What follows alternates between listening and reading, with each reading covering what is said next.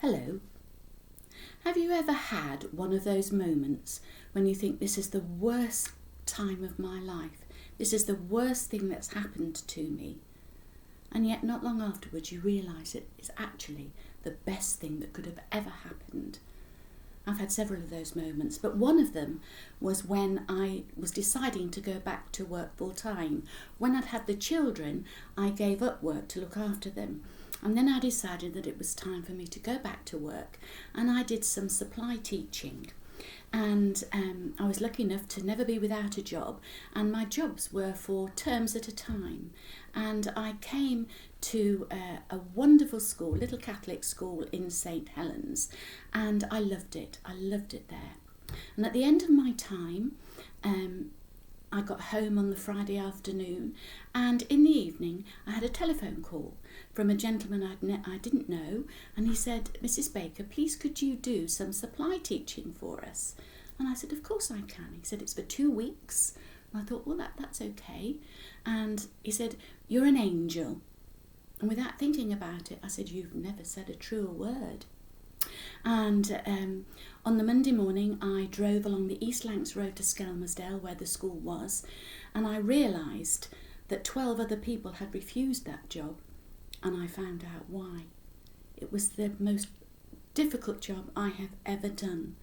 And on the first day, I found out that the teacher whose class it was actually had gone to take the teacher who was absent's class, because she didn't like her class either, and they were a difficult bunch, and I'd been asked to do domestic science.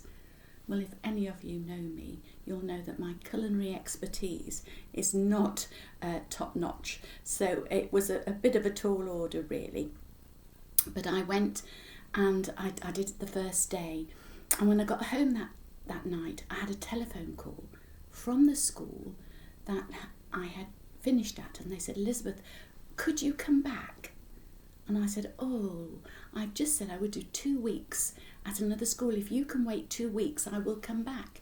And they said, "No, I'm sorry, but we need somebody straight away." And being someone of my word, I said, "Well, I'm sorry, but I have given my word to this head teacher that I would work these 2 weeks." And so I lost the job at the school that I'd been so happy was at. And the next 2 weeks, every single day, I cried my way as I drove along the East Lancs Road to Skelmersdale, and I cried my way home thinking, "God, how could this possibly be the best thing for me? You say you always have the best in store for us." Well, you know, that job came to an end, and I had another telephone call from another head teacher who said, "Elizabeth, can you come and do some work for us?" And that ended up to be the best job I have ever had, and I stayed there for over 8 years, and it was wonderful. A place where I learned a lot, where I gave a lot, where God did such a lot. Now, you know, today is Good Friday, and it's one of those days for Christians that seems like it's a dreadful day, the worst day in our life.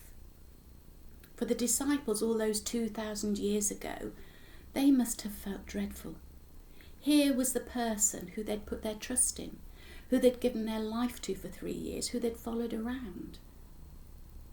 And he'd been captured, and he was about to be crucified. Some of them ran away, some of them denied him, some of them just disappeared.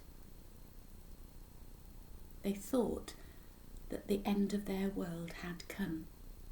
Little did they know that 3 days later, that man, Jesus, who was also God, would rise again. He had defeated death. He had taken away the sting of death, and he gives us all eternal life. You know, if you've never trusted Jesus with your life, why don't you give it a whirl today? Because you know the best is yet to come. There are good times to come. There is eternal life to come. there is the resurrection day to come. Enjoy today, even though it doesn't seem as if it should be a good day. But that's why we Christians call it Good Friday. Take care. See you soon.